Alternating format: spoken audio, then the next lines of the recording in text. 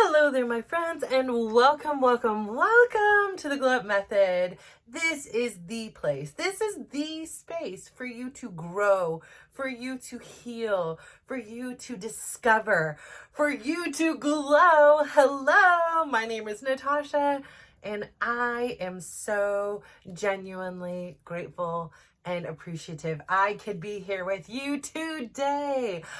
Oh my gosh. Well, after having these 3 days of feeling absolute exhaustion, I woke up today like a new woman. I had so much energy, and it just one thing parlayed into another, into another, into another.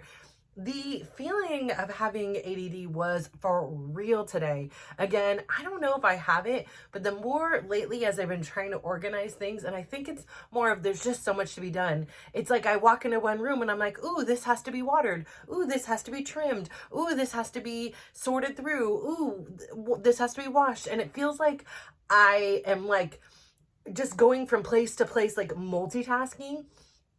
In addition, I'm preparing to leave out of town. So not only do I have this week's to do when I'm going to be pretty busy, like, just doing the pre-gaming of the, packing and all the stuff that goes into taking a vacation, getting things settled, bills paid, things done. So I've got all that to do, but then, I also have filming. I also have uploading. So I had this idea that I was going to do, because I'm going to be leaving from June 21st. So this is, let's just give you an idea of where we are in the calendar here. Today is June the 16th, and I'm going to be leaving June the 21st at like 4 in the morning. So that doesn't count. Like I need to be done on the 20th. I've got 4 days. And then I don't return until the 4th of July. So my goal is to have all of by tomorrow, because I did 10 today. So I'm going to bust out 10 more tomorrow of my videos uploaded, all ready to, bulk uploaded. So I can go on vacation and not have to worry about it until the 5th. I even get a day to recover. I get home on the 4th, and then the 5th I still get off, and then the 6th back at it.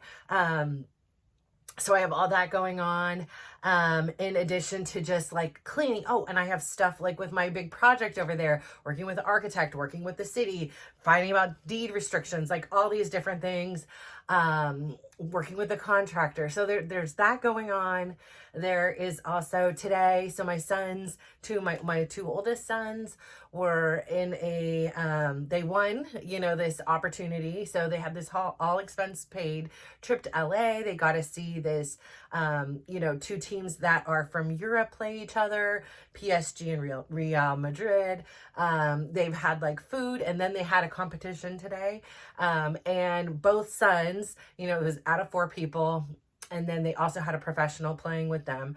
So, but it was out of 4. There was 4 people that were flown out, 4 players, plus their plus ones. And, both of my sons beat their first opponents. So they matched up in the finals. And the first game, they ended up in a tie, 1-1. And then they went into the second half, which was called like mystery ball. So it had like wonky rules and things like that. And of course, the pro gamer won at that point.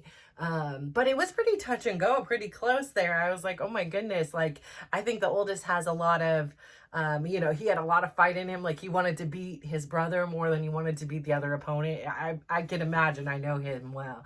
That was probably the case. But he does not like to lose. So I can imagine his competitive juices were flowing. So, that son was able to do that. Plus he was able to compete in another tournament. Like I said, I used all these resources, found him a solution, and he ended up winning that tournament as well. So he continues to get his name on the map, hopefully, and win opportunities and experiences. And this time he won a trip to Spain. And I know he won it the last time, and he was supposed to take me. So I am hoping that he ends up taking me. He didn't end up going. He ended up going to Germany. It was this whole debacle back and forth, which one to do. And he ended up choosing Germany, which was probably the best solution for him, because that one actually he could win a money prize, and then he met really cool connections there. So I say all that to say, and then I had my other son. Like, it was so beautiful. I had laundry all over. I had all these things like being pulled out, organized, computers running, doing all these things. And the next thing you know, I hear my son, mom, mom, and it sounds like a weird mom. I had went outside for a few minutes just to get my son. And I was like, yeah, what's going on? And he was like, I think I had a seizure or I fainted. And so I was like, wait, what? And then, it's like you're in shock. Like, I've seen kids faint and I've seen my kids have seizures. So I've seen them both. And it was just so strange. Like like he seemed so well afterwards. So I really want to err on the side of it's probably he fainted. Like, he had gotten out of the bath, he was reaching for a towel, could have been the change of his, going up and down, like not hydrated, just traveled, all these things. So, I mean, he's been feeling fine. I took him out. Him and I went out to Japanese and had a good time there. That was what he wanted. So I was like, whatever you want, like, let's just go. And got him fed really well. And, but that was like a scary, like, thing that I didn't expect to deal with as well today. Talk to the nurses, talk to the doctors. He is lucky and unlucky, but lucky in the sense that his siblings have had so many heart and brain issues that my kids' hearts and brains and allergies, like all those things, are checked extra, and there's nothing wrong in his brain, nothing unusual, and his heart is good as well. So that's a reassuring for me to know that neither one of those things have like an existing condition. But obviously I'm like, okay, no more baths without us being there, just kind of gonna take a watch of him now. That was definitely scary to hear, and it was very confusing. And so he's been fine. I keep checking in with him like every 15 minutes. Are you good? How you doing? Go and checking him. His color looks good. Like, nothing seems out of the ordinary. So I'm gonna definitely have to keep my eye on it as much as I can. And then he's at the mercy of his siblings. And then it's just so crazy. Like, this month is so crazy that like I go, they go, like everybody is in and out. And I just treasure that moment where my son said a few, weeks ago, where it was just the 6 of us in a room. And he's like, wow, when was the last time this was? And I was like, my gosh, when is the next time it's going to even be? Like, this is crazy. So, yeah, and I'm just still, working on this swelling situation here. But I can just tell you, I know sometimes we push through. Like, I am guilty of it. I push through. But I can tell you, sometimes we need to slow down. Sometimes we need to rest in order to make more progress. And I know it seems anti, what it would be. You wouldn't think it would be that way, but it's so true. Like, if I would have tried to push myself to do all these things that I did today over the weekend, I would not have been successful. I would have exhausted myself more. I would have had so many challenges, but because I allowed myself that space, that place to rest and relax and do the things that my body needed to do, which was nothing, and get used to laying on a bed and all these things that it was doing new that seems so remedial to somebody else was really challenging for me. I am so grateful because today I was so productive.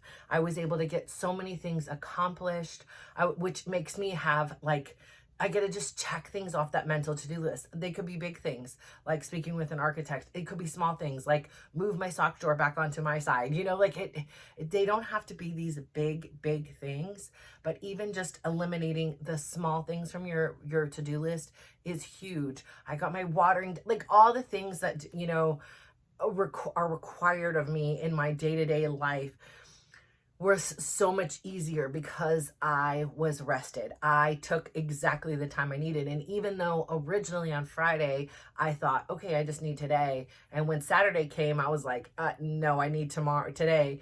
And then when Sunday came, I still needed that day. I was like, just let yourself have it. Just let yourself have it. The things will be there. Let's reprioritize. Let's focus on the things that we have to get done in these next 4 days.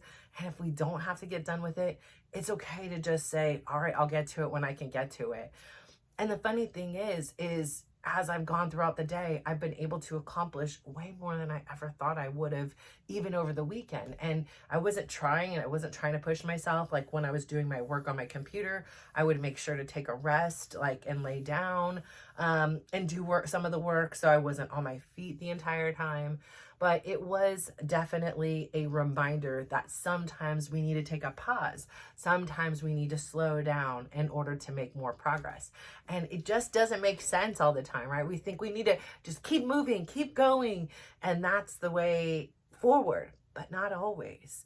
So that was a huge lesson for me. So I think today was all about, it's interesting because, when I have this opportunity to watch back these videos, like I'm watching back videos when it was like January and my kids were all sick and I was staying at Chris's for an extended amount of time. And I remember like feeling like the cool thing about the experience was it felt like we were kids, not kids in the sense that we were kids, but it felt like we were 20-year-olds or we were empty nesters. Like it was an interesting experience to like make sure that all their needs were met, get them their soup, their juices, their medicines and everything, get everything and taken care of in the house for them, and then go back there and not have to worry about, feeding 6 people, cooking a meal for 6 people, 4 people aren't going to like it, or 2 people will, or 2 people won't. Like all the anxiety. I love my kids. I adore my kids. There's no question. I would take a bullet for them in a heartbeat. Like I would give them my eyes, ears, nose. I would give it all. I don't care. And I will never change that about me. I adore them like so much. So, but they cause me angst, like and it's not them, right? Like not necessarily. Sometimes it's them when they're like, blah, blah, blah, bickering back and forth.